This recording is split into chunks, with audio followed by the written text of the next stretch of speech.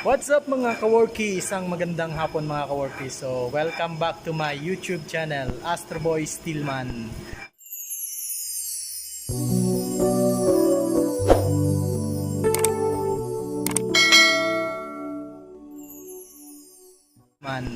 So, today's vlog nga pala mga kaworkies, nagagawa ko ng yan. So, nagagawa ko ng sprocket. Stainless sprocket yan mga kaworkies. So, ngayon, ang process niya is binubutasan ko muna. So, oo nga pala mga kaworkies. So, lately, hindi ako nakakapag-upload kasi masyado ako naging busy sa trabaho. So, kaya ngayon, ito, mag-upload ulit ako ng aking mga video. So, ito is still works mga kaworkies yan. So, sprocket yan na stainless steel. Yan. So, medyo matigas kasi siya kaya ang ikot ng barena is slow lang. Hindi mo siya pwedeng bilisan kasi pag binilisan mo, may tendency na masunog yung kanyang barena. Yan, mabilis pati pumurol.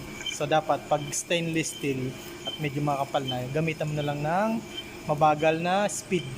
Yan, ng ikot ng barena.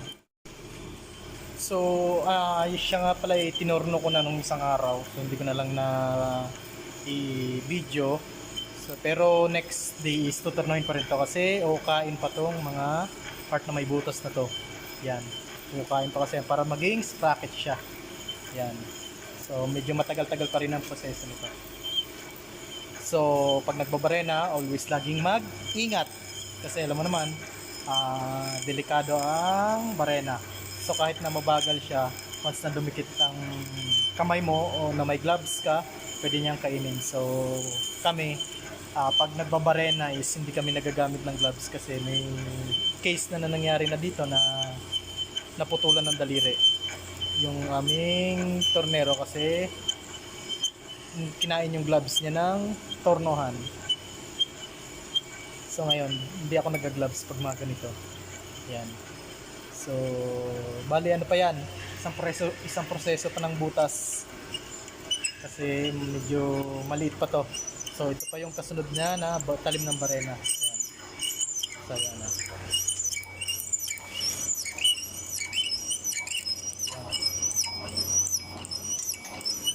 So malapit na siyang tumagos.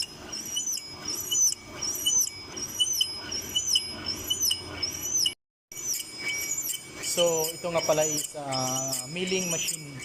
Yan. So dito namin ginagawa yung may mga butas na mga design na butas yan. So like mga kunya, yan dito namin ginagawa. So tara tingnan natin. 2,000 years later.